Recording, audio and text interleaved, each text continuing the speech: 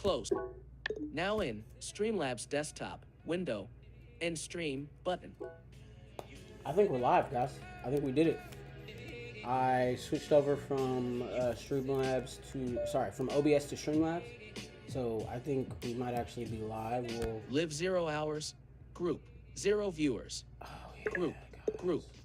You are currently on a group inside of Safari.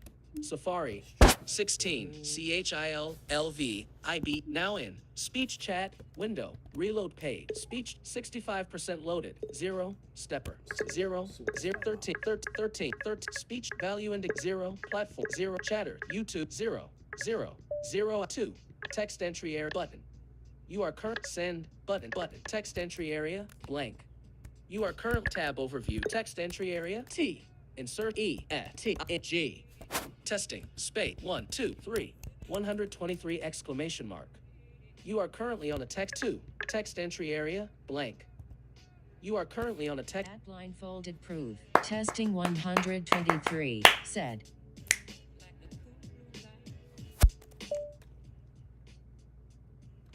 Okay, so we are live, guys. Welcome back to Blind Proofing. We're gonna do a bit of a recap. I've been so excited for this entire series. This is my boy Lincoln Lexx. So excited. Yeah. Oh. Hold on. Let me actually make sure that this is working. Open notes. Speech on. C. Link. And blindfold proof. Links. HTTP no. Live stream YouTube. Collapse video. Autoplay is off. Button. Cast. Button. Expand panel to full screen. How to use Streamlabs desktop for close. Description. Expand panel to full track position. Full screen. Audio and 13 minutes. Next video. Forward to play. Rewind 10 previous video. Player settings. Captions off. Cast. Autoplay is off. Collapse video. Button. How to set up MacBook Air. How to install app. So back. Button. YouTube. Sponsored. The Hyundai Lab. Return to notes. Button. Status bar item. Note. C. Link. Equals 90 links. Note. Text field. Is editing. Live stream channels. Misspelled words. Actions. Act characters. Edit. Typing headings. Done. Button. Done. Note. C. Links. https://ht. Safari. YouTube home. Link banner. Landmark. Search. Tab. More actions. Button. Join the cultivation. Add search. Tab. Lip. Tab. Search. Join the search. Lip. Tab. Search. Tab. Lip. Selected. Shorts. Lip. Tab. Lip. Tab. Search. Tab. Selected. Lip. Tab. Shorts. Tab. Subscribe. Description. Join me while I write 25 videos. 9 subscribers. And blindfolded proof. Tap to watch lip. You. Tab. Tap to watch lip. Button. Tap to watch lip. RoyalRoad experiment.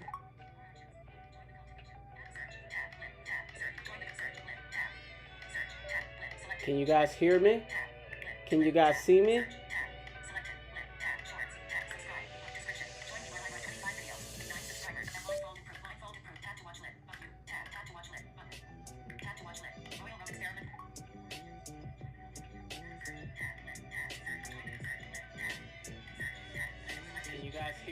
Oh, that's good quality.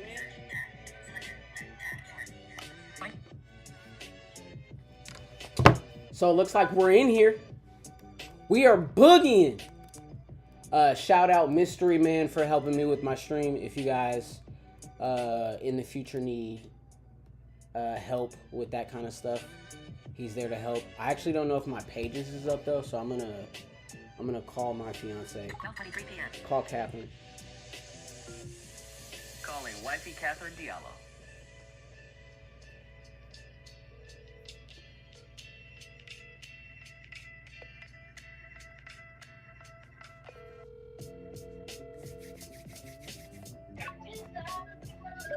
He literally just started calling as soon as he said, I'm dumbing up from me.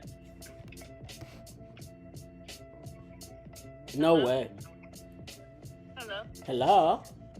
Hello? So irritated.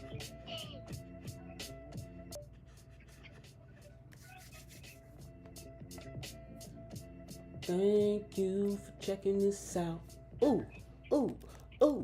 Streamlab pages. Header.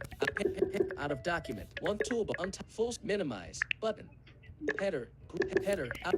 Page 1 out of document. 2 chap. Close. Minimize. Button.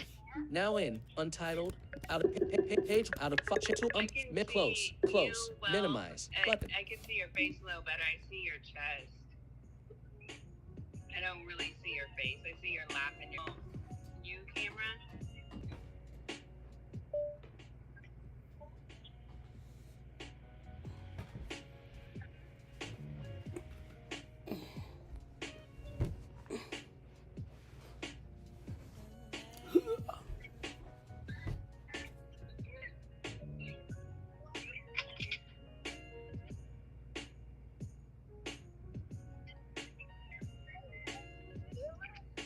Better.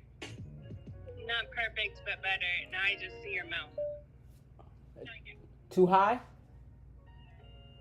What'd you say? Too high? No, it's not high enough yet. Oh, okay.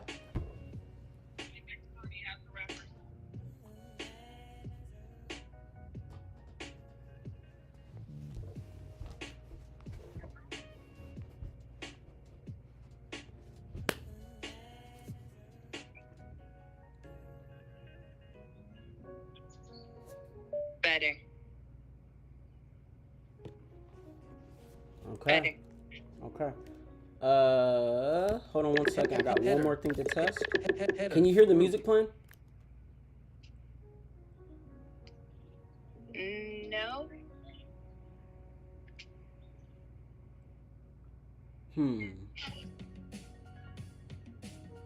No, but it's pretty loud over here. Well, I do have it kind of turned down, but we do need to make sure that...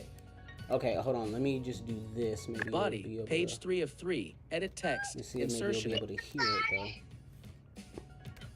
I don't even know what Body. this... Page 1 of 3. Edit text. Content selected. Body. Thrones. Introduction. Copy. Actions available. Thrones Format. introduction. Speechify. Overlay pinged, and he smiled, and then immediately frowned. The color of the notification prompt in the Speech corner muted. of his vision's red pulse told him that its contents were going to piss him off. Ain't no city-lovin' way that these skimpy mother-kissing cultivators done pinched another one of my maiden lovin'. Can you hear that thought talking? Throne before he opened the notification and started to read, Is it clear? trailing off as the familiar fee Yes. section made him curse aloud. Zoning penalty sanction order 1103, Okay. So I wonder, maybe my music is just low enough that you can't hear it? Probably. Okay. Let me try this then. Speech unmuted. Pages. Streamlabs desk. Finder. Speechify. Safari. Safari! Beginning of text testing 123. You are currently testing 122. Out of vertical splitter. You are full screen F. But end heading level link at 10 underscore link 10 hours music. You are currently on the Safari.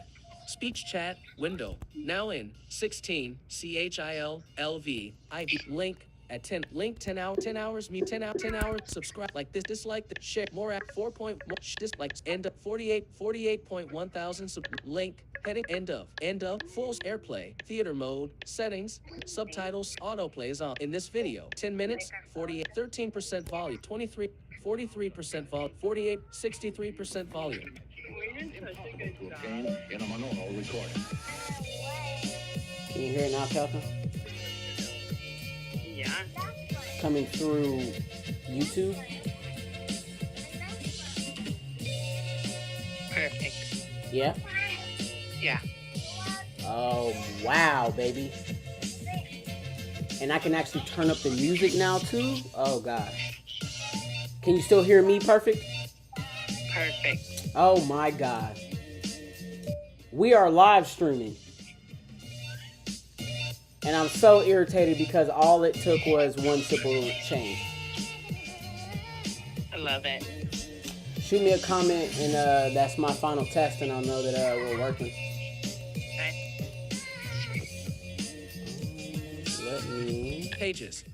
find Pages. Header. Out of mid close. Minimize. Button. Header. Out of page 1. Out of 1 to mid close. Minimize. Button. Now in. Untitled. Out of document. 2 close. Minimize. Button.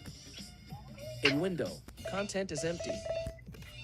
Safari, Stream Finder, status bar, status icon view, collect vertical split sidebar, applications. Boss with stories said. There you go. Lost with stories. There you go. Thank you, baby. Yep. And it read it to where we can hear it. Nice. Okay. What is yours? Perfection. Yeah. Icon view, I'm gonna jump collection off so applications. then I can finish planting. Thank you. You're welcome. You did that. Epic. Yeah. Sidebar, applications. You are currently on a text sidebar inside down desktop locations, documents, Okay, level so 1. then Out I of gotta side, finish up. icon status, icon view, endless Love you, ICK. The life Love of a you too. lineage of Lincoln, icon view, volume 1, why humans don't, icon view, 0. Forgetting the future, pages document, pages. Body, page 3 of 5, edit text. Okay, guys. 12:30 p.m. Sorry, I know this is gonna be a weird way to start this, but Finder, Safari, Streamlabs, Speechify, speech, full screen, full tool, add folder, recently, grid view, list, name, progress, date, add, table, 0%, 24, 0%, 5%, 5%, 130,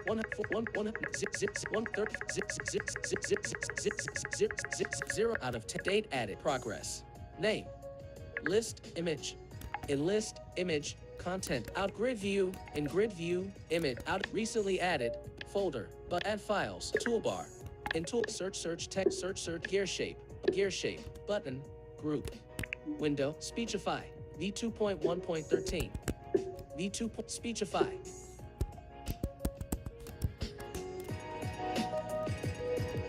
Gear shape, search, text, out of full screen, minimize, full toolbar, add files, folder, button, menu, Speechify, edit, view, window, help, menu, closing, add toolbar, full screen, button, Apple, view, enter full screen at view, edit, undo, redo, right, compose ellipsis, dim, closing menu, add files, folder, button, recently added, button, grid view, list, image, name, progress, date added, table, date add, progress. You are currently on a text element, name. You are currently on a text list, image. You are list, grid view, image, date add, progress, name, list, grid view, search, add files, folder, add files. how do button. guys? You are currently on a button, toolbar, full screen, minimize, close, button, minimize, button, full screen, button. Pages, Speechify. Menu, 10 items, about this Mac, systems, app store, about Speechify, settings, ellipsis, services settings, ellipsis. Services settings, closing menu, system settings has no windows, restore defaults, done, tape to change a shortcut, vertical sidebar, spotlight shortcut, accessibility application function keys, modifier key, accessibility, spotlight shortcut, services presenter overlay, screenshots shortcut, input sources keyboard shortcut, window management mission control, display shortcut, dock shortcut, input sources screenshots presenter overlay. You are currently out of verticals to change a shortcut, table, restore defaults, done, but side vertical split, keyboard, scroll area, vertical split, sidebar, table, search text field, sidebar, in family. At Apple Care Cup, Tigit Apple account, window, quits pages, 0, Speechify. I don't know how to change the voices on my Speechify, and Ronin is really the only one that I like to use just because it's a strong like narrator style. I'm almost wondering if I can change it on my phone, if it'll change it on here. Header, body, page 3 of 5, dock, Spotify, 20, Logic Pro, iPhone Mirror, Logic Pro, Dictionary, Spotify, 24 of 40. Actions available. Your iPhone battled page separate, Streamlabs, pages, 0. Forgetting the speechify, add files, folder, recent grid view, emit list, emit name, progress, date added, table, table, table, and 0%, 24%, empty cell, 1%, empty cell, no empty cell, 1%, empty cell, row out of table, date, progress, name, you list, grid view, recently added, folder, add files, toolbar, full screen, button. Space with application toolbar, speed toolbar, add file folder, button. Recently added folder, button. You recently added button. Scroll in scroll area, alphabetical, button. Add files, button full toolbar. Add files, folder, alphabetical, button. You are current grid view, image, list, image, name. You progress, date added, table. You are currently in table 0%, 0%. 100% October 23rd, 2025 button. Out of table. Table. Date added. Progress. Name. Yeah, I really don't know how to do. You are currently on a toolbar. To interact with the items on this toolbar, Speechify. press Control, Option, Shift, down arrow.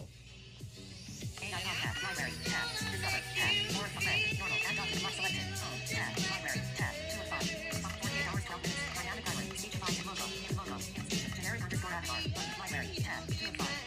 Solid ground stats concessions agree the projection swirled over the island, replacing the name. Red, normal. More options. Skip backwards. Summary, nothing. Podcast, quiz, assistant, button, skip backwards. The small clusters of sand becoming buildings, dungeons, courses, flesh and bone, robberies. They got changed, guys. Skip backwards. Current voice, 0. Current voice, John. Current voice. Shortcuts, run, narrator, button. John, narrator, run, narrator, narrator, pop-up button. Rowan! Narrator, pop-up button. Narrator, button, pop-up button. Double tap to activate the narrator, pop-up button. Narrator, John, narrator, button. Narrator, button, Okay, let's pop-up see if button. it changed for Double me tap to activate the here. picker. Pages. Window, dialog. Space with application, body, page 3 of 5. Edit text, body, page 3. 0. Forgetting Speechify has new Speech off. window. as a baby Actions available. Format text quickly by voiceover jumping to the formatter. You are currently on a text area inside of a page. To add comment, hide headers and footers, jump to page format, and bookmark, press Control, Option, Command, space first to bring up the action menu. Speech muted, voiceover off. instead of the other way around. Icon. It was her surname and a rite of passage. Though Voiceover Victory on. was not yet aware Speech of the off. cost of being where she now was. What it meant to live within the Imperial Bank Towers, as only the most refined lineages did. Victory's own family was one such family. Thus, they went every year. Oh, this is the right actual chapter I wanted you guys to hear, so I need to The restart central. this. As a baby, 0. Forgetting the future. As a baby, Victory had been brought to this same room. The yearly celebration of old and ancient blood families was a ritual without age. It had been celebrated for so long. The imperial ballroom was filled with nobles, high-class merchants, and families so old that nations were named after them, instead of the other way around. Icon. It was her surname and a rite of passage. Though Victory was not yet aware of the cost of being where she now was. What it meant to live within the Imperial Bank Towers, as only the most refined lineages did. Victory's own family was one such family. Thus, they went every year to the centralmost tower, speaking amongst their peers, feasting on ambrosia, and sharing ideas known only to the ruling class. At the tender age of 6 was the first time she actually remembered going. Not because it was any more uproarious than normal, or had any special significance compared to any other, yet... Hey, do you know why everyone here seems to hate me? Victory turned to a smiling boy, with short black hair and vibrant green eyes, looking around at all the families gathered. His little black suit made him look rather dashing, and seemed to be of the highest quality, but Victory remembered what her father told her every year. This is the Lexx kid I am supposed to stay away from, right? No harm in it this once.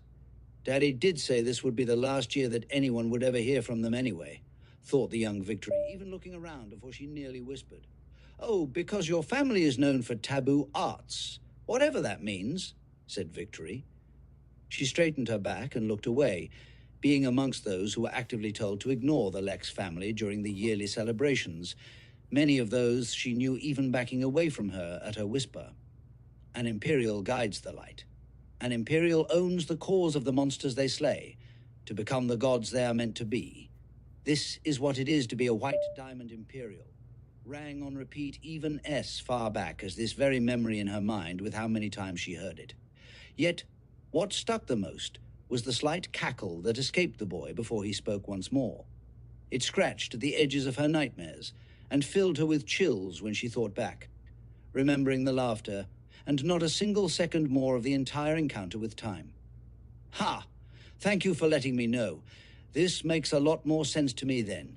I won't bother you anymore, said the child, looking to be oddly reading something in the air, before he waved gently, stepping away to rejoin his smiling parents as they spoke with a small group of families, also known to be estranged from normal society.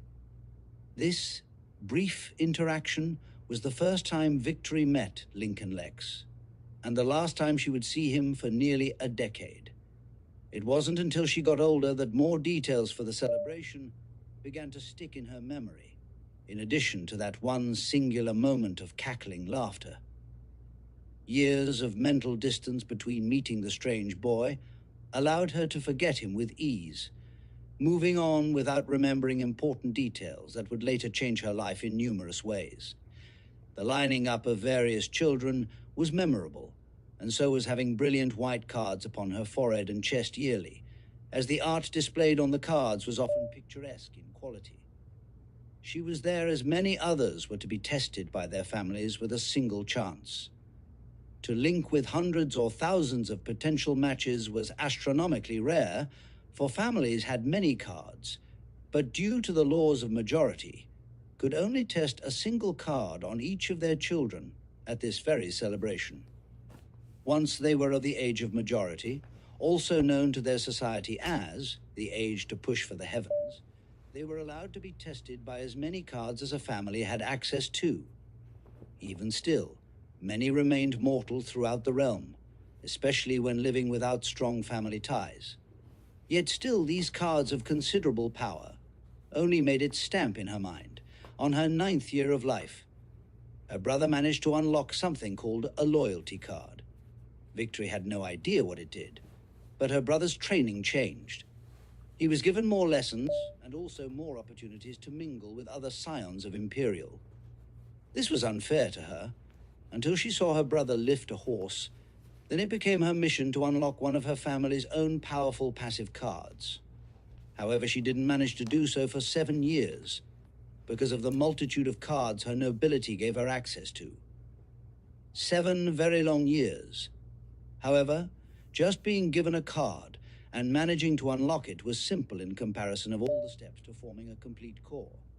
It was what came after finding a match. That was more, why had her brother unlocking a card been so memorable, one might ask, if told as she remembered it? The horse being lifted would prove to be more substantial, a part of the story for Victory. While in fact, it was the horrendous scream that had ripped through the room, the moment that the card touched her brother's head. He screamed with such pain, crying real tears, as his parents stared down at him sternly. The act seen as so weak that his early cultivation, which was entirely entrenched in her brother's popularity and social status, in a way that was uniquely known by those with passive loyalty cards, just that much more difficult. Somehow, when she thought back at this moment filled with her brother's complete agony, it was filled with a dark and cold, cackling laughter. Something she was beginning to feel she would never escape. The memory of her brother held the very same scream she said she would never reenact once she unlocked her own card, with ignorant pride, was indeed being mimicked, exceeding her brother's own previously scrawny little boy of a yell by many magnitudes, due to her much larger frame, and complete shock. "I knew we should have tried that card years ago, dear," said her mother, as fire raced through her entire body. "I know, honey, I was wrong. I apologize," said her father. Her parents having a conversation as their daughter felt as if she was being burned alive from the inside out.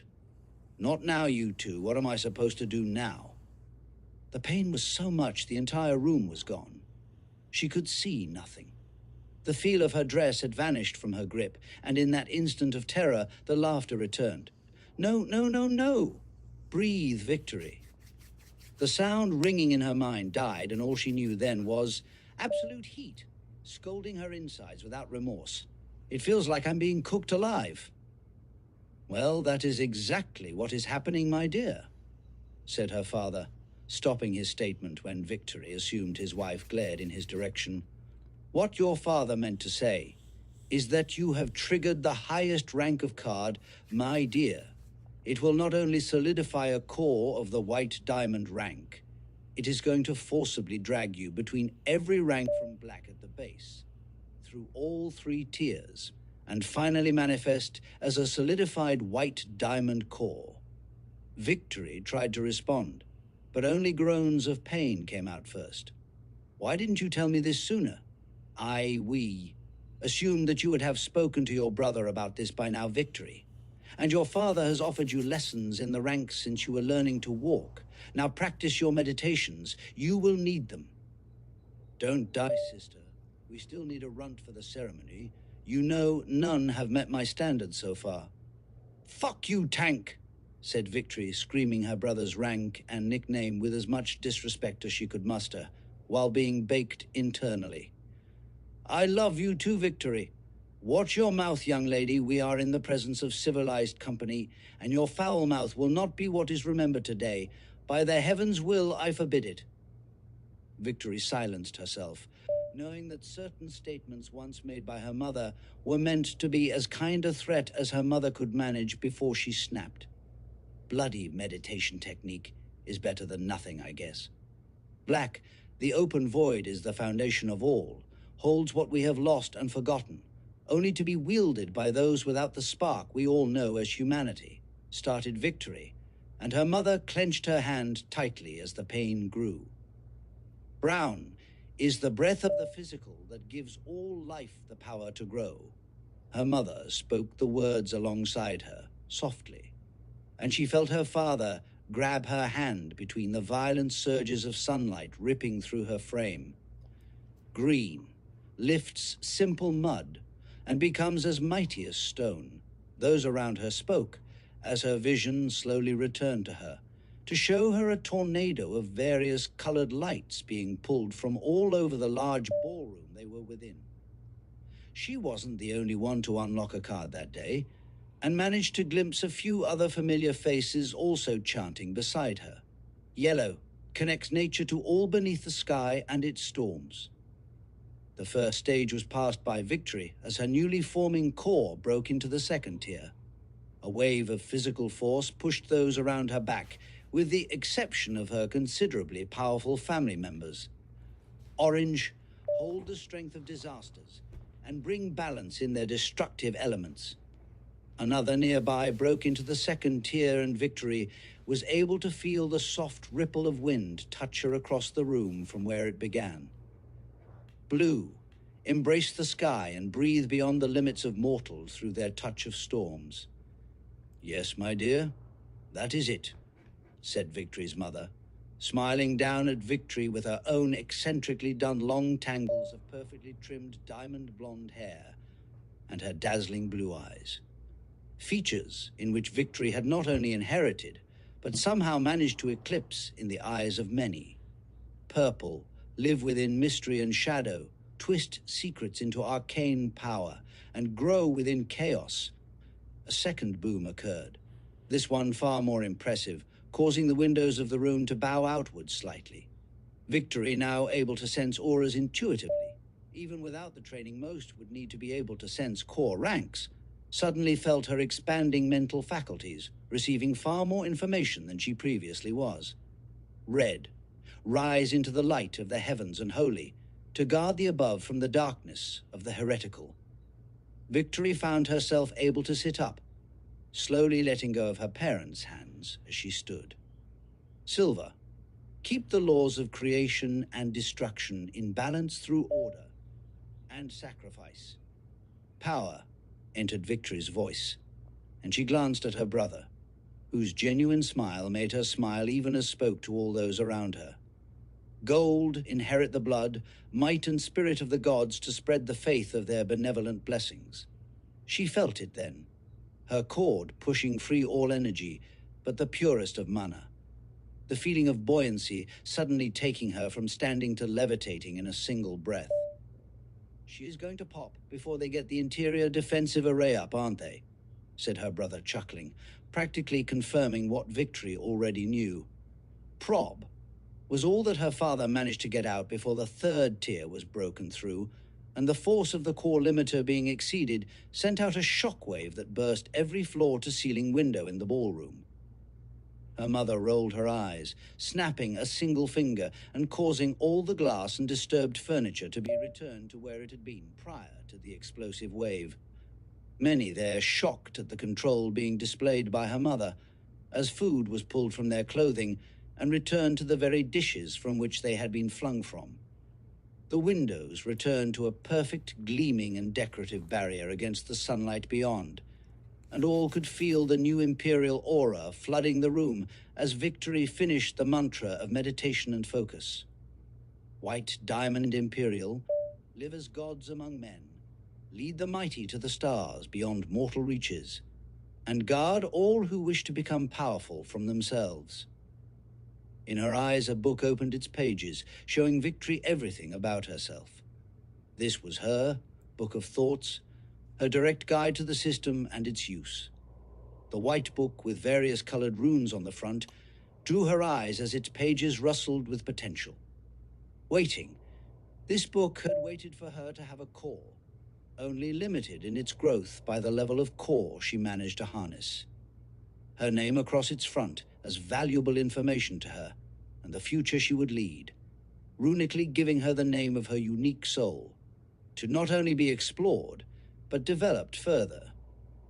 She forced herself not to read over its contents as she was lowered to the ground, tempted by the knowledge that this book held the secrets to not only her first core card of many, to come being the highest rank of core as she now was, but also what her next steps to even more power were, remembering that a cultivator was at their absolute weakest while reading through their book of thoughts. Victory able to feel the complete and utter drain being caused by her accessing the book. I see why Tang only does this when no one is around. She finally looked for her brother, staring into his powerfully steel-gray eyes at the thought, and smiled when he gave her a nod and spoke. Well done, sister, and welcome to the family. Yeah, that is the introduction. That is giving you the background of all the cores. And now we go meet Lincoln. Oh, I'm so excited for you guys. Because when I wrote this, I didn't even have this intro because I went and I made all of the colors starting with black and then brown and then green, yellow, like orange. Is it blue? Is it blue, purple, red? I don't know. I think it's 11 total. So it's black, brown, green, yellow, orange, blue, purple, red, silver, gold, white diamond, imperial. all of the different ranks have a unique tag to them. Like the white diamond imperials, there's obsidian black, but that's almost like a taboo kind of like title for them. Because okay, let me not give stuff away when we got more to come. The beginning of this stream was kind of me still getting set up, so I do apologize for that taking so long. So if anybody is watching, and you know how I can edit the beginning of this video, or maybe just set a marker, and I'll once I figure out how to do that,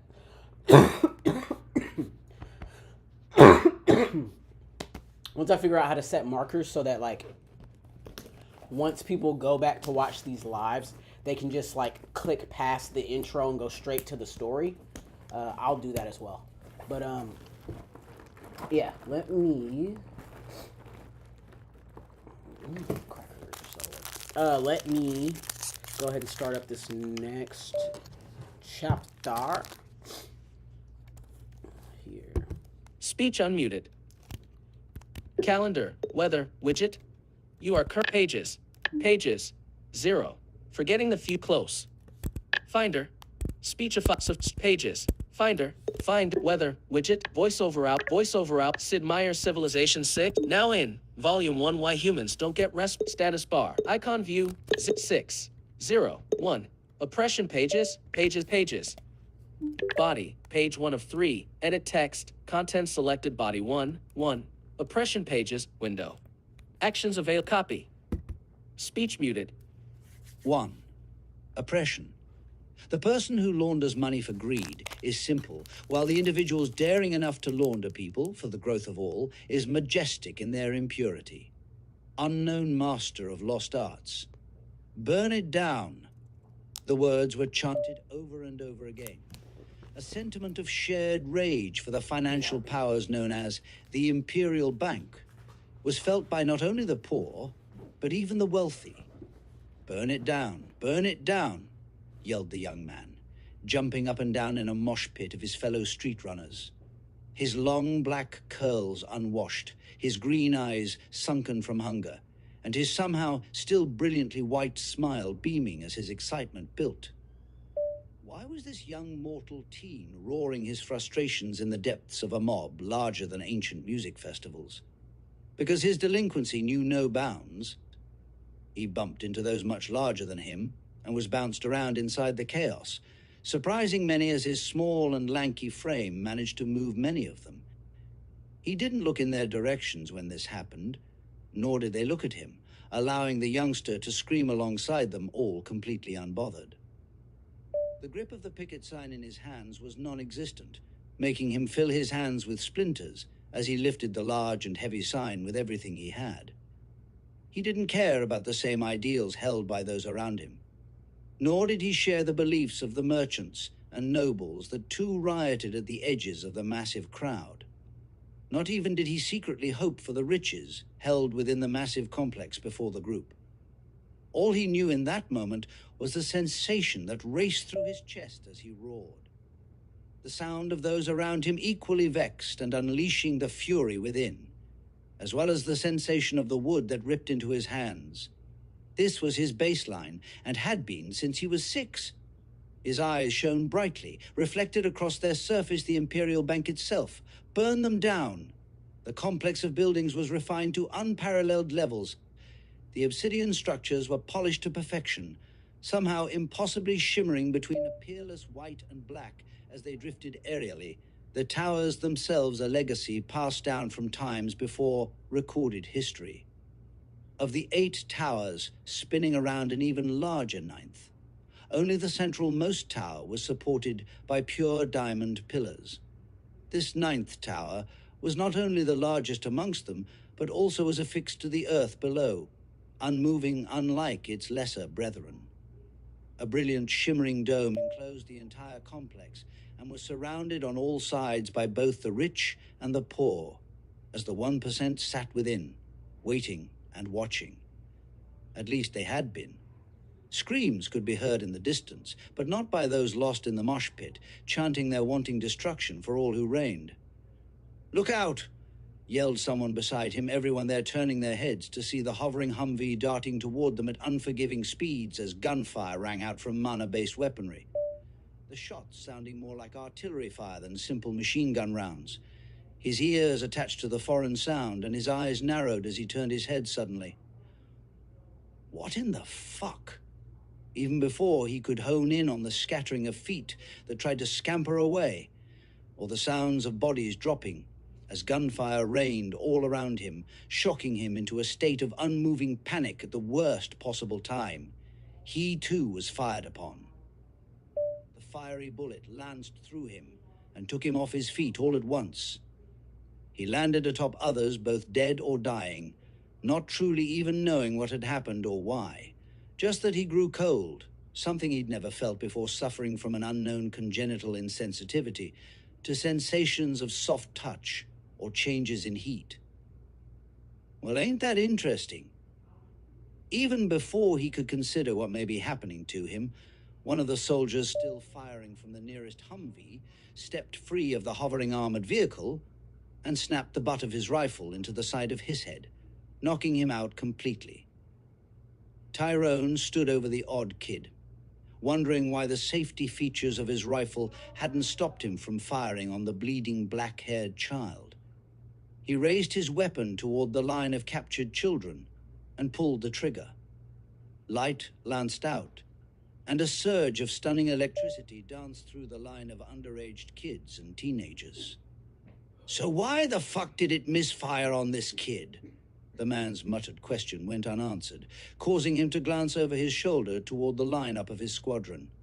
The men and women all lined up, wearing low-grade power armor, only regal in its pure black, commonly worn by Black Squadron of the Imperial Army. The group stood silently unmoving, thousands of dead or dying still at their feet.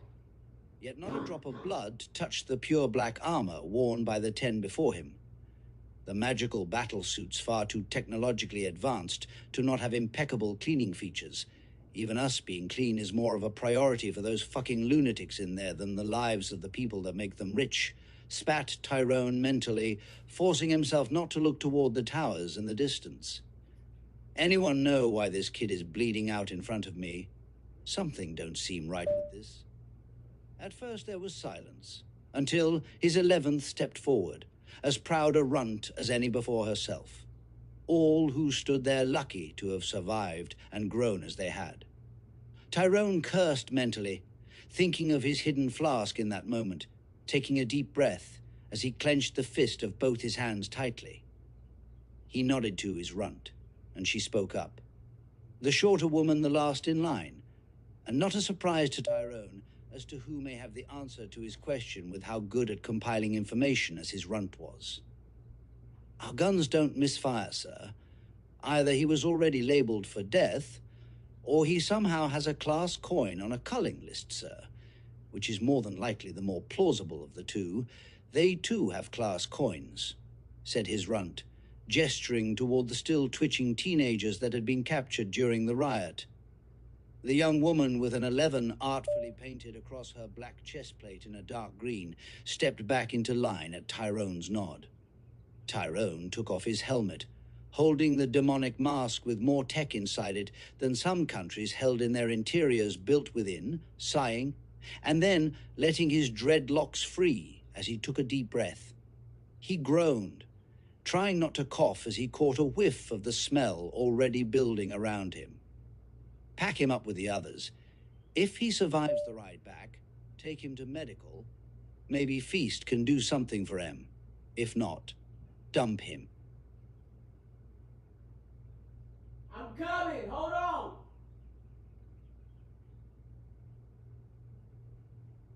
What's up, 15? Nah, I was yelling at stream. No, my second episode stopped and I was yelling at him.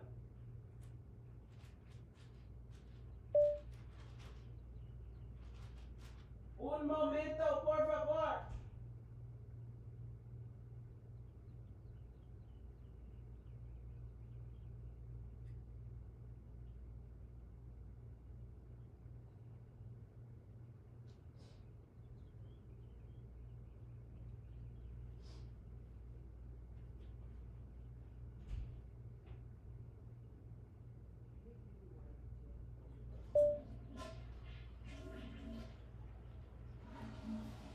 Yes, that was the toilet y'all heard flushing because I did have to use the bathroom. Don't judge me.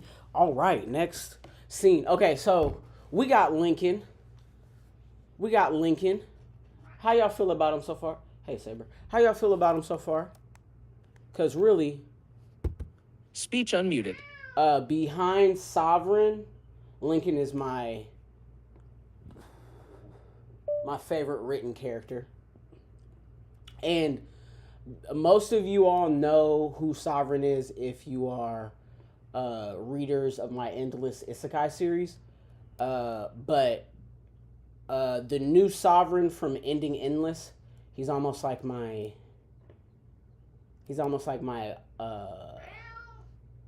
how do I say this so people understand?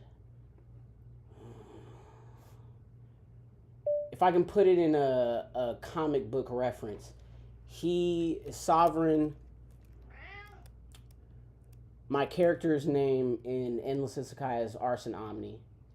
And then, oh no, you think you about to sit here and meow at me during the stream? No, sir. Not today. You about to get tricked. I'm about to trick you, bud. I love you, but I'm about to take you right outside my bedroom. Yeah, come on, let's go. Oh yeah, you excited? I'm excited. Oh yeah, Saber. Look at this. Look at this. Look what I'm gonna do. I'm gonna set this right out here. Saber. Saber. Saber. Saber. Yeah. You smell them? There you go. All right.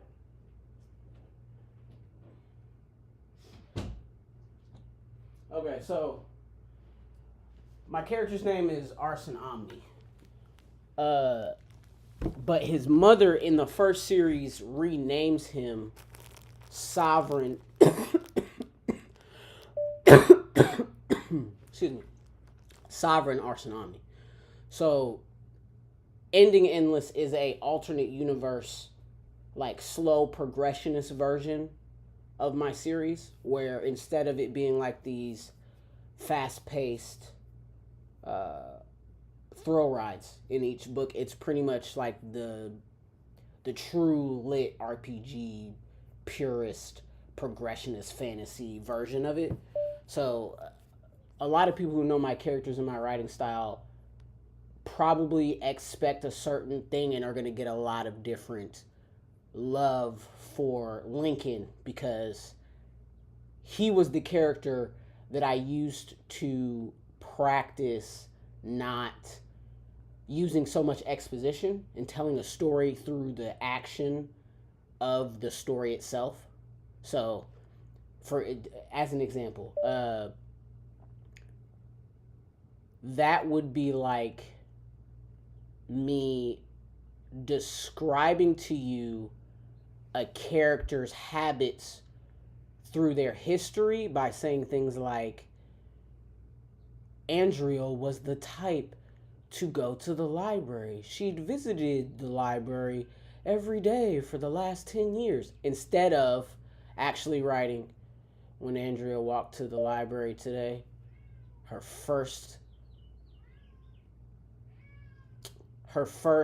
stop was the autobiography aisle, and then she planned to go to the science history aisle, and then the fantasy aisle, and then you maybe do like an inner thought, do I really have enough time today? Well, I guess it doesn't matter, I'll be back tomorrow. Thought Andrea, that kind of thing. That's just, you know what I mean? Like, it's being in the moment. It's literally just being in the moment rather than describing the moment. So, Lincoln is that. Lincoln was the character where because, people don't need exposition. Sometimes it's good when a moment calls for it, but you gotta know that moment as a writer, guys. Trust. So let's go to the next episode. Footer, body, page 1 of 3. Edit text, content selected, body 1. Oppression. The person. Close. Finder. 7. 1. Up 2. Feast pages. Body, page 1 of 5. Edit text, insertion at beginning of text, body 2. 2. Feast, body 2. Feast. Copy. Speech muted. 2. Feast. What is the value of riches? When raised to kill all who don't yield to your decisions, nothing more than shiny, inedible minerals and weightless up-ticking numbers that are somehow seen as more valuable than even those that wield them. Disciple of an unknown master. Well, I knew I sucked at many things, but failing to die quickly, that just seems ridiculous. He wheezed. His every breath should have been his last.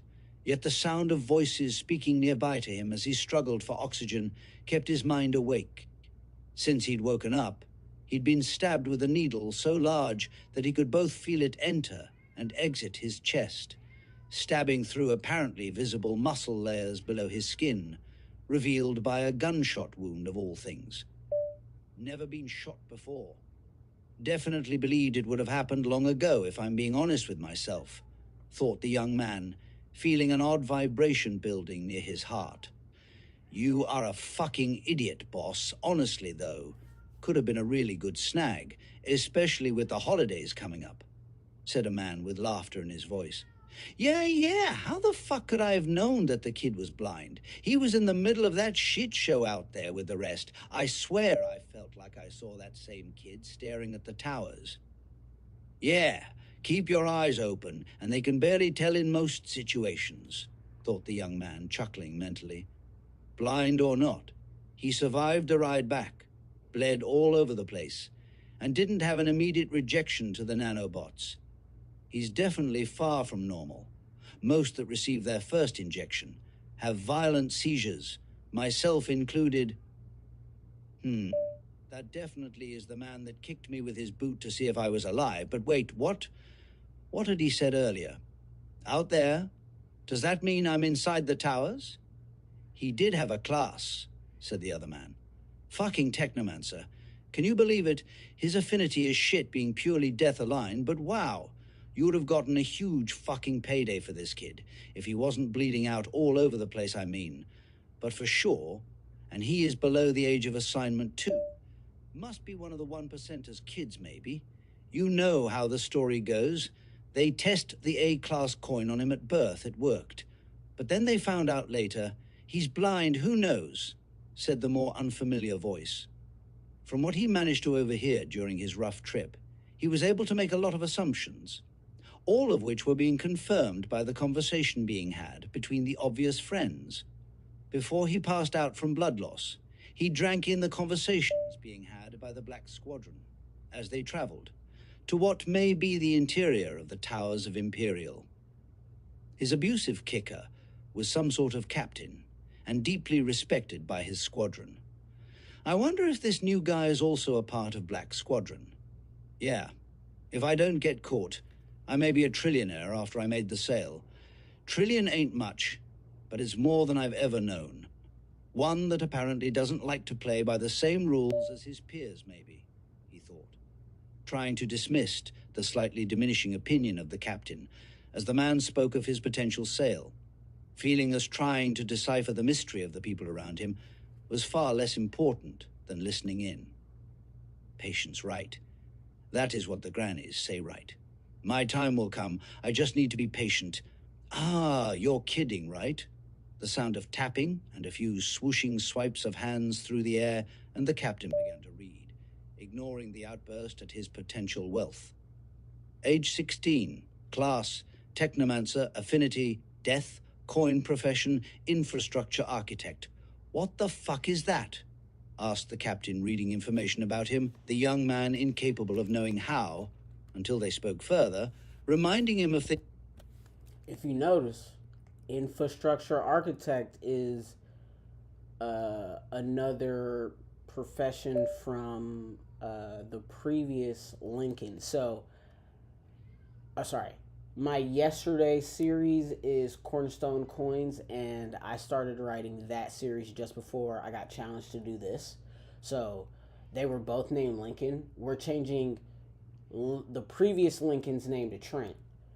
But I'm wondering if I want to change the profession here, because it would make more sense for for Trent to be an infrastructure architect, with that being my city building,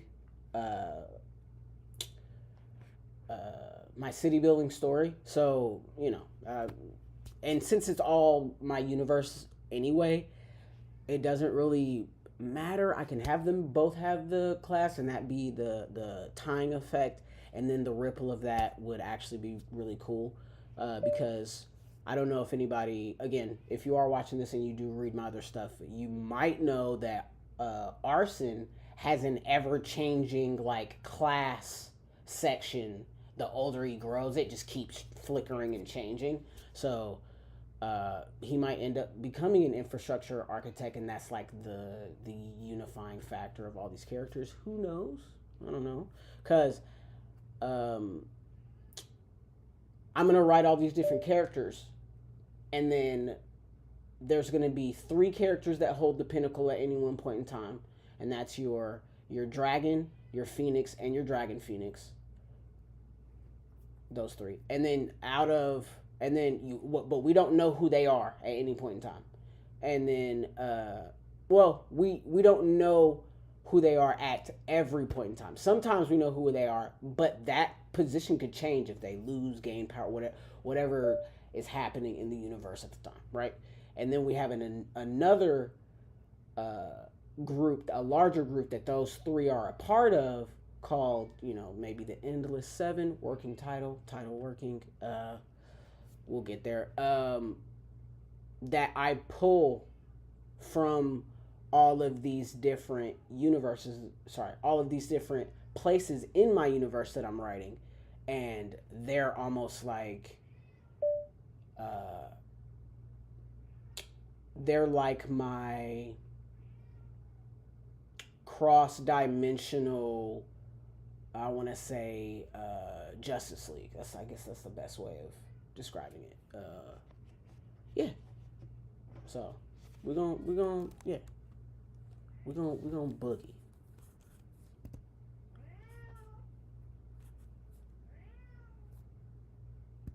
The sound of tapping and a few swooshing swipes of hands through the air, and the captain began to read, ignoring the outburst at his potential wealth.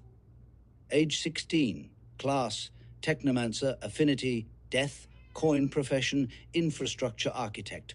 What the fuck is that? Asked the captain, reading information about him, the young man incapable of knowing how, until they spoke further, reminding him of things he'd long tossed out of his mind. The sound of a creaking chair touched his ears, and the other man sighed. Come on, Feast, if you know something. I'll cut you in on the kid's sale. Don't tell him, Feast. You are my only hope, yelled the young man mentally, hoping that anything fortuitous would hinder his eventual sale. Look, wish I knew, but keep reading. The nanobots aren't going to last much longer, and the readout will vanish a minute after his full body scan is complete, said the man Lincoln now knew to be the previously aforementioned Feast.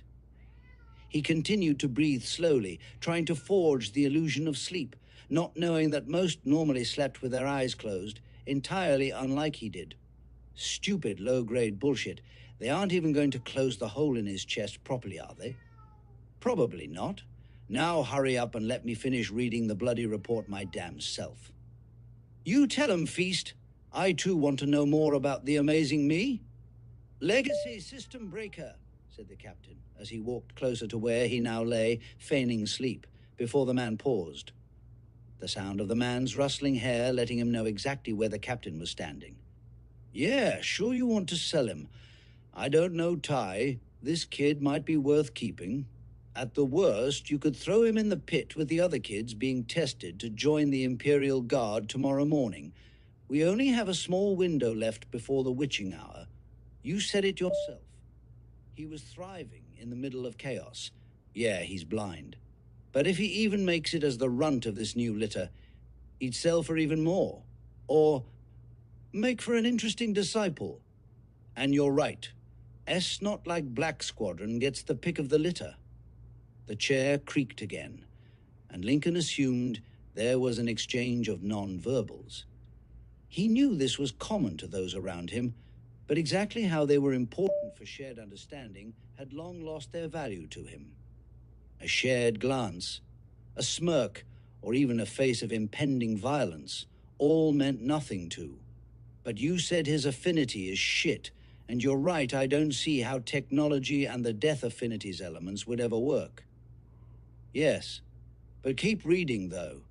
I think the last tidbit might dissuade you from doing a damn thing in the kid's direction at all, said Feast, growing more quiet as he too apparently continued scanning the readouts of whatever device they'd used to scan his body. He was unsure until he remembered something one of the grannies told him once. What? All that is left is potential bloodline, Lexx. The captain trailed off. The silence felt physical, like when Lincoln made inappropriate jokes in front of the old men he often bothered for food at the local street markets. He's a fucking lexicon. Say hello to Lincoln fucking Lexx, Captain.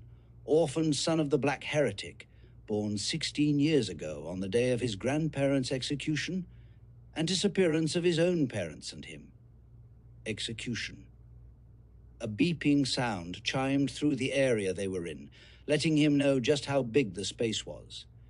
His mind clung to trying to find an escape from this situation instead of the name they just used. Lincoln is an okay name, I guess. Could have been worse, thought Lincoln. Long having had known that the hospital database kept a name tag attached to all babies born in the world. Not that he would have paid to learn his name. And with what he'd just learned, he'd count himself lucky that he hadn't indeed ever followed through with the tingles of curiosity at his own birth. The Lexx or Lexicon family had more enemies than friends from what he'd been told. Isn't that the family that sells slaves and trade weapons?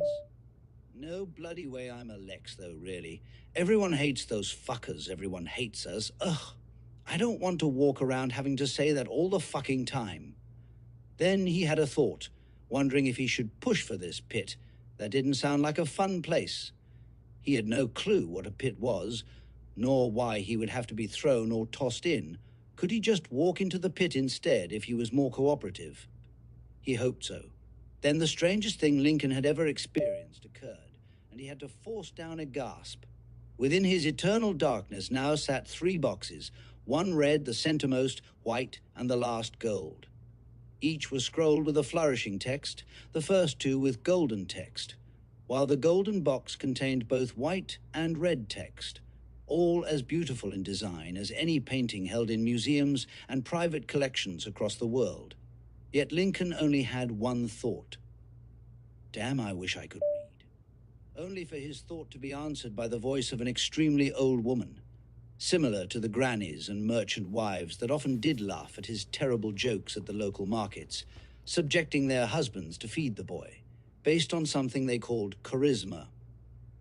Whatever that is, thought Lincoln, trying not to smile at the thought of the women that had practically raised him. Will they be sad to know that I've been shot?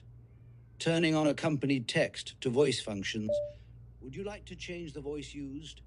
Before Lincoln could panic at the voice in his head, flinch at the volume of the old woman that he felt to be yelling, or answer, more words were spoken. Changes overridden. Would you like to? Changes overridden. Would you? Changes overridden. Reading previous prompts, said the elderly woman at a far more manageable volume. Thank God, that would have sucked to get constantly yelled at like that, thought Lincoln, trying to stay calm and understand what he was experiencing. I know I get a little out of hand sometimes, but isn't that weird kid that hears voices back home called a schizo by? Everybody? Am I a schizo? Prompt 1. You have ingested a perfect catalyst for your bond technomancer has bonded with ancestral nanohorde. What the fuck is a technomancer anyway? And I've heard many names for bonds, but never one with the name horde, thought Lincoln before the voice could move on. Would you like me to read the base information given on both technomancer and ancestral nanohorde? Yes? Lincoln was unsure, but only slightly, finding himself to both want to listen to the conversation being had nearby, and listen to the old lady in his head. A technomancer is the perfect conduit for the synergy between technology and magic, started the voice. I'd rather sell him and never even dare cross paths with a Lexx. Fuck that feast. Not even for 1,000,000,000,000 credits, said the captain. They have the ability to create new tech from their understanding of their aligned affinities, communicate with existing tech, and integrate their own magical control and energies into their chosen bonded tech, or magically hacked technology. I've literally seen a Lexx swim through a fucking volcano for daily impurity refinement, Captain. Hell, I've seen another spawn a spherical volcano and smash it into a capital after her husband's mistress left him. Psycho. Yeah, all of them. But what if that's a nature and not a nurture thing? You know what you could do with a discarded Lexx as a disciple. As for your bond, you were injected with what your captors believed to be simplified nanoids. However, the replicating horde of nanobots surviving longer than a handful of minutes within you would not have been possible if this was true. Some of the statements began before others were fully concluded, but Lincoln was still able to understand them all perfectly. As an entirely auditory learner, memorizing what was heard and deciphering it mentally was easy for him. Practice in the market, making this for him simple and often enjoyable. Yet even though he was potentially about to miss out on his only potential escape, he still only had one question. "What do you mean? How could you know that?" asked Lincoln, speaking under his breath under the weight of the potential answer. The old woman's voice warm and smooth as it answered. "Because, Lincoln, you're not a schizophrenic. I hacked their system, not without notice. But I learned much. And because it is my creation that you have bonded with. And I didn't make simple nanoids. I made regenerative data collecting nano-arcane bots, ones waiting for a suitable host." "I kid," said there's Captain, his voice snapping abruptly as the captain turned around at his side. "Get the fuck up."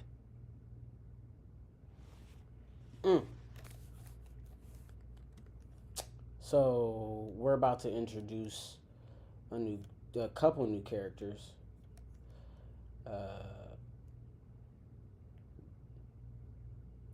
Yeah. Trust. Hold on. Speech unmuted. It's gonna get pretty good pretty quick. Footer, body, page close. Finder, volume 1, 3. Opportune pages.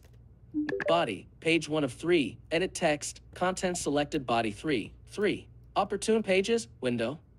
Footer, body, and edit text page 1 body 3. Opportune. Actions of copy. Speech muted. 3. Opportune. What? You think I'm going to take things easy on you because you are blind? Lincoln didn't say a single word, his eyes open and seemingly gleaming back at the captain. "He does have a hole in his chest tie," said Feast. The smell of gutter root and potentially This beer isn't made edited, by the Lincoln's way, guys. nostrils flare So there subtly, will be the mistakes. captain's dreadlocks brushing slightly across his face as the taller man turned his head down to look at Lincoln's injury. Yeah, heard it all before. But from what I can see, he reacted better to the bots than most. And I don't care how stupid you act, runt, said the captain, shaking Lincoln with a jerk. "What is your name? Voice in my head doesn't work for me," thought Lincoln mentally, hoping that he indeed didn't need to respond verbally. "My name is Vega, and don't you forget it," said Vega in his mind. "I see Vega, so you can read my thoughts? No, you are only sharing your thoughts with me when you have the intention to speak to me," said Vega. "Are you fucking listening to me, runt? You know that we have your life in our hands. Are you just going to continue to ignore him? Your longevity seems at risk if you don't at least answer." "I think so too, but I still need you to read me those other prompts, or whatever you called them. And the more quickly I answer, the more likely I am to be hoisted off to that pit place they are talking about." "I see. Well, I can try and work that in, but for now I need you to prepare for the first change to your system." "Change to my what?" Lincoln did indeed prepare, not for whatever change Vega said was coming, but instead for the impending slap he could sense as the captain raised his opposing hand, bringing the limb practically across Lincoln's entire torso with how much larger the man was than him. The backhand resounded through the room, and Feast whistled at the impact. A creak came from the man's chair, and for the first time Lincoln began to wonder how large Feast was, with how often his chair gave signals of distress, even as his face began to feel as if he'd been punched, not once, but multiple times. Ow! Lincoln spat out one of his back teeth after a momentary perusal of the inside of his mouth with his tongue. The molar clattered across the surface of the examination table Lincoln had just been snatched from. He put his hand down where he'd heard the last sound, frowning as his fingers slipped across the now bloody surface to find his tooth. "Left, kid? Yeah, there you go. Not that I know why you would want or need it," said the captain, muttering. His tone had softened to the point that Lincoln could tell something was different when he turned back toward the captain. "Look, Runt, I don't want to have to fuck you up, but I will equal out the damage with an open hand slap this time. And trust me, my palms are far stronger than the back of my hand. Do you understand me?" asked the captain, only for Lincoln to nod and smile a vicious and bloody grin. "Why, yes, master. Please don't take out your drunken rage on me. I'll do whatever is necessary, I promise." The words were sweet, and Lincoln couldn't tell how poorly the captain had reacted to his feigned supplication to a higher power, but could assume from not just Feast's laughter, but the frustrated deep breath taken by the captain, that he'd done what he'd wanted. "Wow, you're terrible at surviving, aren't you, kid?" said Vega softly. "Shouldn't you be reading me something?" It was as he asked this question that for the second time in a handful of minutes, everything began to change for Lincoln, as strange lights drifted into his vision, popping there from thin air as if they'd always been. "He's a cocky little fucker," with the captain's every word. "What the fuck? I told you not to react, Lincoln," said Vega, forcing Lincoln to try and make his gesture seem more one of mental concentration rather than a physical and visual focusing. "What the fuck is a runt, Cap? I mean master," said Lincoln, switching from a casual speech to a subservient one. "By your reaction, I believe the first step to recovering your vision has begun," said Vega. "I assume so," responded Lincoln mentally, taking in the large green and gold flame like energy as the captain let go of him, crossing his arms in front of himself from what Lincoln could tell. His focus on the light growing, even making a soft outline of the captain's stature visible to Lincoln as the man answered his question. "A runt is the lowest rank in the pit ritual. Been that way since the beginning. There are 10 ranks above that one. But that isn't your concern. You just need to focus on the 11th spot," said the captain in explanation, poking Lincoln in the head. Lincoln had to actively concentrate as ripples headed toward his head, momentarily outlining the huge finger an instant before it collided with his head. "Don't you dare dodge, kid." Luckily for Lincoln, Vega yelled, stunning him with the mental burst of electrically simulated sounds, or he would have followed his body's natural instinct to move out of the way for the first time ever. The second prompt was simply declaring the changes being made to the immune system within your eyes.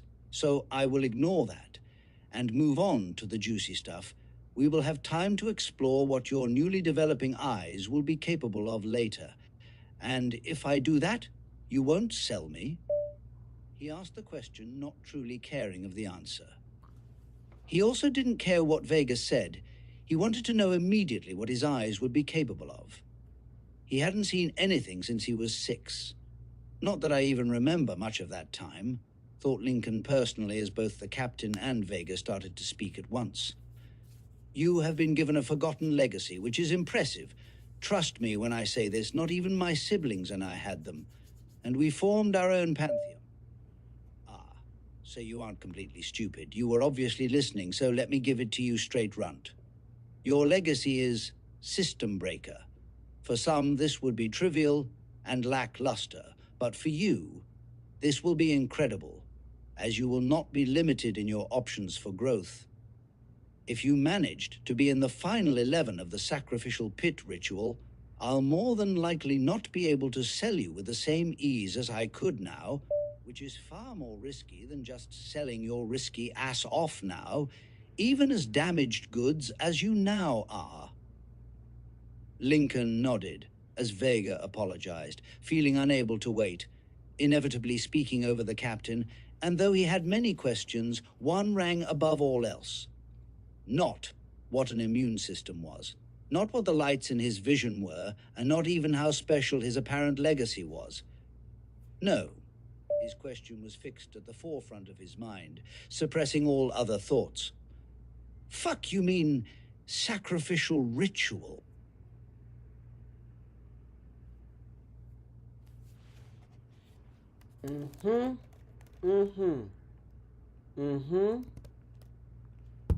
Speech unmuted. Finder. Volume 1 Why Humans. 4. Light learning pages. Pages document. Action pages. Body. Page 1 of 3. Edit body 4. Quick, so. Light learning. Select copy. Actions available. Format text quickly by voiceover jumping to the formatter. You are currently on a text area inside of a page. He didn't To add like the itchiness emanating from his center, Speech but knew muted. from his scrapes as a child not to pick at wounds. Never had an entire hole in me, though. He briefly wondered at whether or not this situation was different. 4. Light learning. Lincoln was strangely enough adapting quickly to the changes. He didn't like the itchiness emanating from his center, but knew from his scrapes as a child not to pick at wounds. Never had an entire hole in me, though. He briefly wondered at whether or not this situation was different, only to have Vega speak in his mind. Don't worry about the hole. It won't be there in a few days, but the less you pick at it, the quicker your recovery should go. Lincoln found himself nod as he was guided forward. I'll do my best, but seriously, that shit itches like crazy. Yeah, I'm using what incredibly finite mana you have in your system to increase the reconstruction process from your nanobots. They may never be able to heal you any faster than this without the appropriate fuel, but that is for a later time. You need to be more worried about why that damn captain keeps looking back at you and smiling. Fuck that. I'm just going to ask. All of this seems a little crazy, even for me, and I'll be honest. I love to mess with people. I don't see why not. Want me to tell you when he looks again may get you more info if the timing of your question comes with, I don't know, a jarring surprise? Sure. Lincoln didn't know how that would surprise the man, but as he followed the two lights in front of him, one the more familiar green and vibrant gold of the captain, while the other was a deep blue that faded softly into a light blue, with red tinges that moved like liquid all around the center of the man he knew to be Feast. Feast apparently wasn't overweight, but instead incredibly tall. The light at the center of his solar plexus floating far higher than the captain's own as they walked along.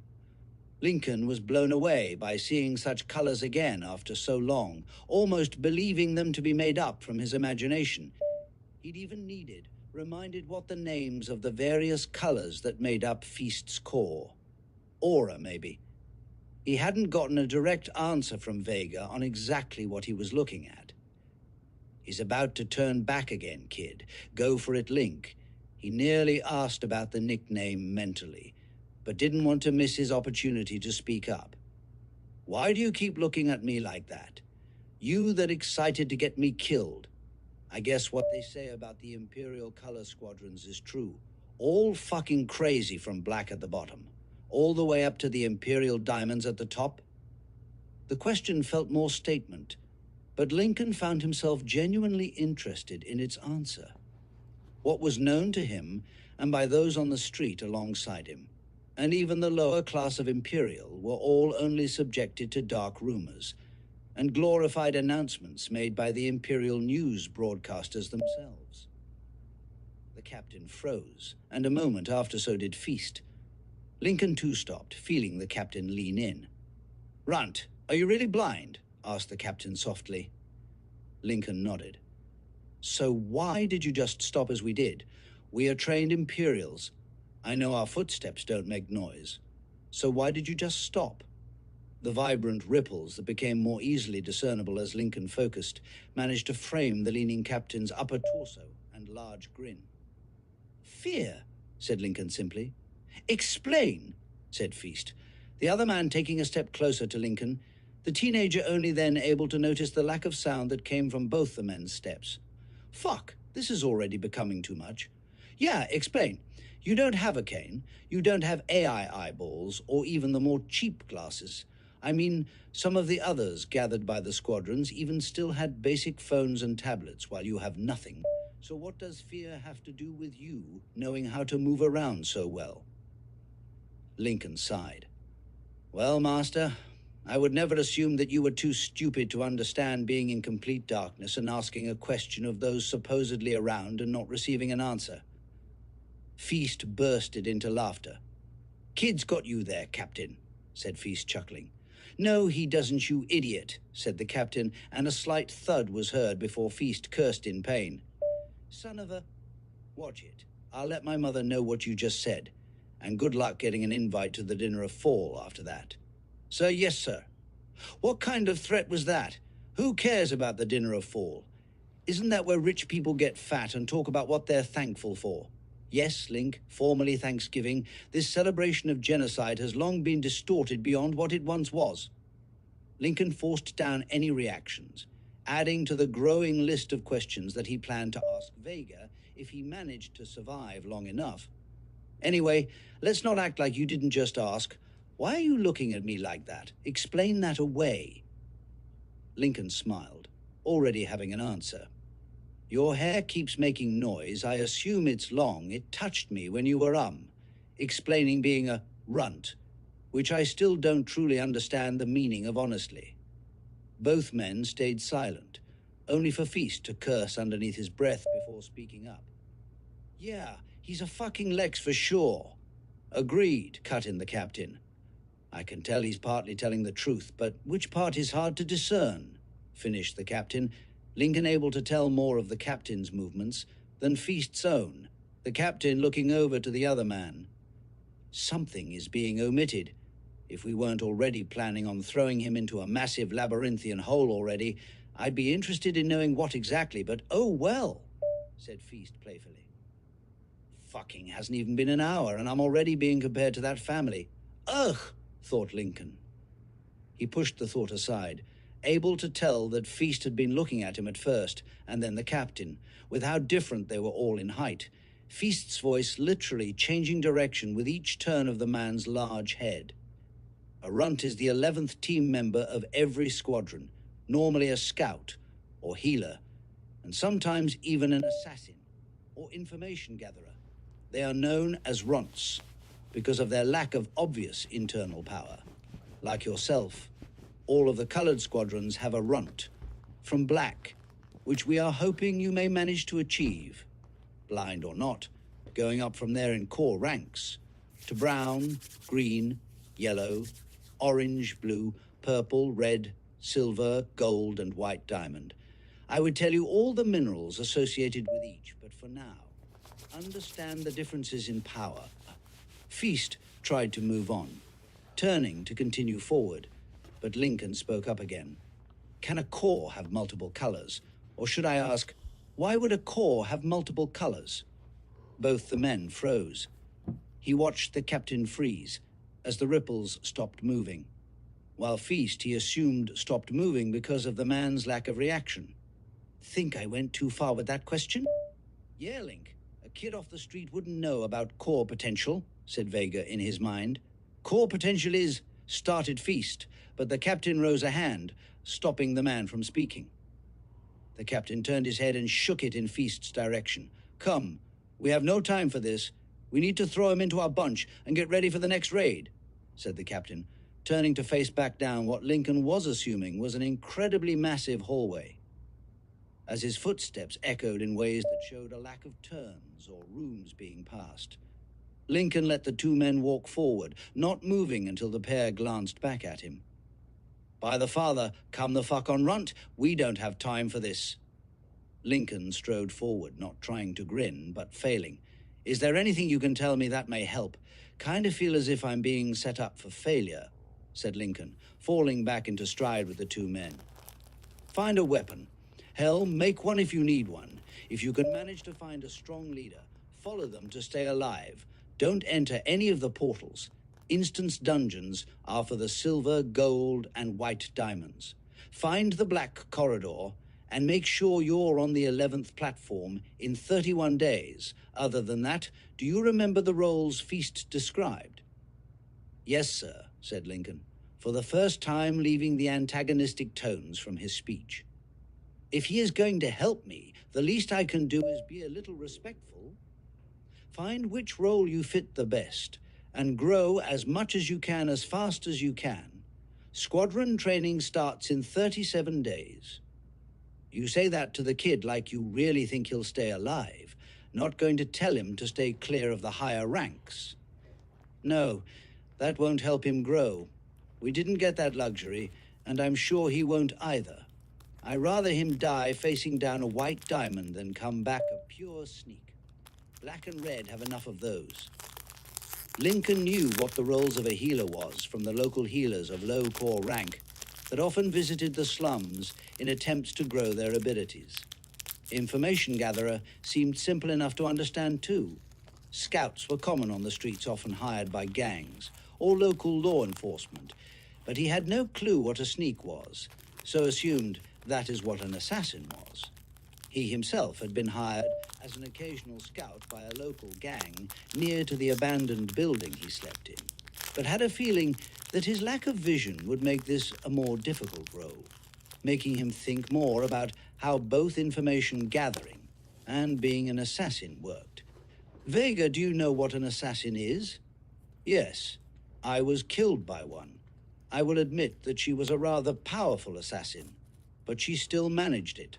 And unlike the roles suggested to you, I was more of a tank, a mid-range damage dealer, caster or mage type, which is far harder to take down than the support roles they suggested for you. I see. So what exactly is their role?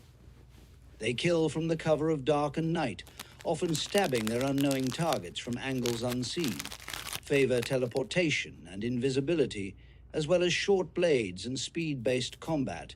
Their craft is far more intricate than even what I am explaining honestly, but that is a bit of what I know of them. Okay, so what made you harder to kill? I wore heavy armor made of mythical ores, used my talents with science and technology to infuse my attacks with magically triggered chemical reactions, and mastered the art of hand-to-hand combat. From what Lincoln had been told about his options, and learned from Vega, he wanted to be a blend of what Vega suggested she'd been as a tank, while also favoring the dark, like the sneaks that the captain felt there to be enough of. Not that he honestly felt that he would survive the next 31 days. Holy Mother of Lights, said Vega, and Lincoln felt the pressure of the area around him change as they entered a new room. A room filled with chatter, what felt to be a few thousand lights like the captain's and Feast own, and a thick energy that Lincoln had never felt before. What? What's going on in here? I think you may forget that I can't see anything. The captain grabbed Lincoln by the neck and yanked him forward when he tried to stop walking. I'll be right back. Gonna grab something for the kid, said Feast before his light darted off. Sit here and don't move, said the captain, pushing him to sit on what felt to be a completely metal floor. Sorry, Lincoln. Going to be honest, I do forget that you are blind often. You keep your eyes open unlike most blind people, but I will make an effort to describe your environments as you enter them from now on. Thank you, Vega. You're welcome, Link. By the way, what's with the nickname? Don't get me wrong, it doesn't bother me, but I just wondered, asked Lincoln mentally. I was terrible at making friends when I was alive, and to be honest assume that those aspects of myself haven't been lost since I died, and have been living within the system. I know that we aren't friends, but in my current state, as your eternal assistant, I'd like to be able to be a friend to you one day. As long as you don't try and take over my body like those ancient cultivators from the stories that transfer their souls into the youth, I wouldn't mind making you a friend. I mean, hell, you'd be my first. This wasn't exactly true, but that was only because his last friend told him a riot outside the Imperial Bank Towers would be a good idea. I'm better off without that asshole, cursed Lincoln mentally to himself. Thank you, Link, and I was told that giving someone a friendly nickname was a good way to show comradely. Would you like a nickname? No. Vega is already an abbreviation of my name, but it seems like something is about to happen. So let me describe this area before those gathered begin their work. Lincoln could tell he was at the back of a large group. His knee was against the leg of another, and the amount of whispers around him was loud enough for his ears to pick out, even with the cacophony of sound behind and above him in all directions. Wow, that is impressive. Are you seriously able to decipher the sound of those in the stands behind you? Yeah, these whispers are actually a challenge. He surprised Vega then by closing his eyes, and though his eyes did not work, their closing still somehow resulted in an expansion of Lincoln's sensory range. Though your eyes don't actually send signals to your brain, your body is functioning properly, causing your limited mental energies to be wasted while your eyelids are open. What do you mean? Asked Lincoln, looking at all the various colors moving around him. Your brain is spending energy trying to decipher electric signals from your eyes that aren't coming. So maybe if we try something, we can change that for you and use that energy for something better. Like what? You really don't want me to describe this room, do you? Not really. The longer I listen to those around me, the more of a mental picture I gain. Well then, tell me what you see. Lincoln smiled. I see that the room is circular. Not only because of how the lights are arranged around me, but because of how the guards seem to be moving. Their patterns cover certain areas, and if I consider the directions they're moving, no area in this room is ever without eyes on them. What else? Lincoln thought a moment, then mentally sent back every extra detail he thought he could innate from the information he now had access to. Next to the guards are some sort of worker. How do you know they're guards, and what gives the impression of a worker? Well, they're cause auras. You haven't told me exactly what I'm looking at is. But I assume that this event is way more important than the captain said it to be.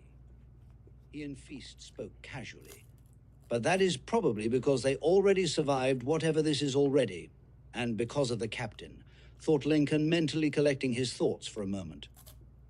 I think the captain is a captain, not because of the green in his core, but the gold-like flickering flame. I assume that is the determiner of his potential from what you said earlier. Indeed, it is Lincoln. How observant of you. Then all of this makes sense to me. All the people walking the paths around us and through the crowd within this large circle are easier to see. Their cores are either gold with white and diamond flakes or a lower color of core rank with a gold affect. Lincoln's brain ate up the information like a sponge, taking in every word he could, learning far more from those on the lower spectrum of the rank colors, as the higher ranks seemed to talk far less. As it was above, so it was below. Within the crowd of black core individuals around him were few with light sprinkled in here and there, with a pure white and diamond core sitting not too far away from him. Lincoln couldn't focus on the person for too long, as when he did, they began to look around as if searching for someone. The white and diamond cores all throughout the room could be seen the easiest, as the ripples that came from their cores came with the most frequency, while the gold gave slightly less of a physical form in his vision. The outlines of their bodies growing less and less faint with each lowered rank of core. There we go, how's this? Said Vega suddenly, pulling him from his thoughts with a shudder and a gasp. The ripples that once left their cores and dissipated into nothing in the air around all those around him began to softly flow off like waves from their bodies, colliding with everything physical beyond their own forms. Holy fuck, said Lincoln aloud.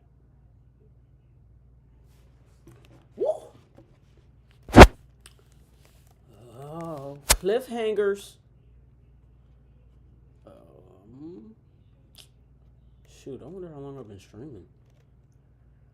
You think it's been a decent episode? Do you guys want to see what happens when he goes into the pit? I don't know. Should I save that for next week? I don't know. Should I do a part 2? Yeah. I don't know. Okay. Speech unmuted. Finder, Speechify, Safari. Streamlabs desktop, Streamlabs button, rec, button, link, test. You now have access to collab, rec, button, end stream. Live 1 hour, 35 minutes, and 58 seconds. Wow, guys. Wow. Wow, wow, wow.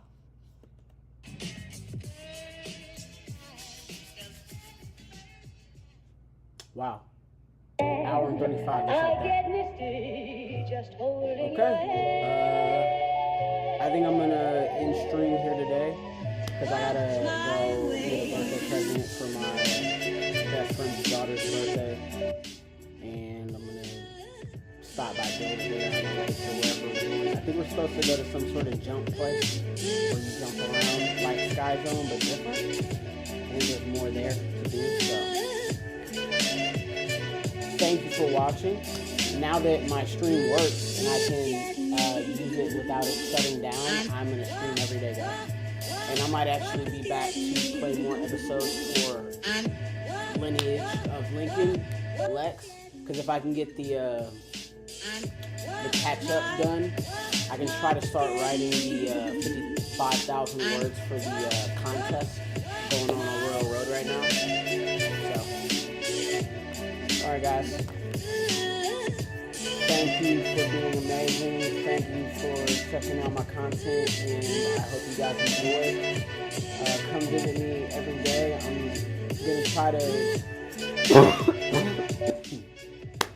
I'm gonna try to stream every day for as long as I can, and try to set a streak.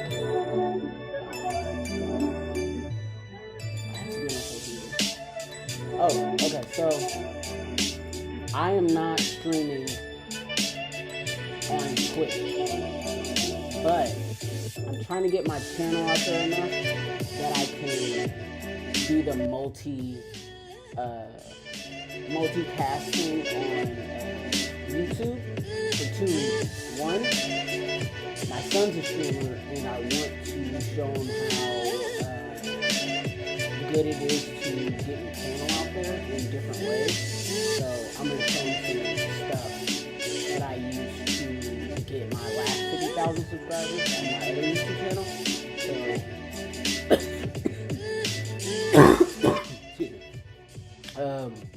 yeah.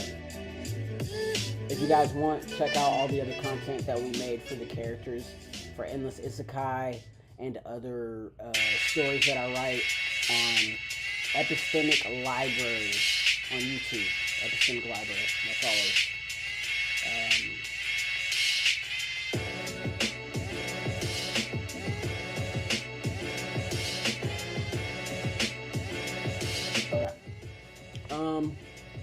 But yeah. We got a lot more content coming, guys. Be good to yourselves. Put down some work for you.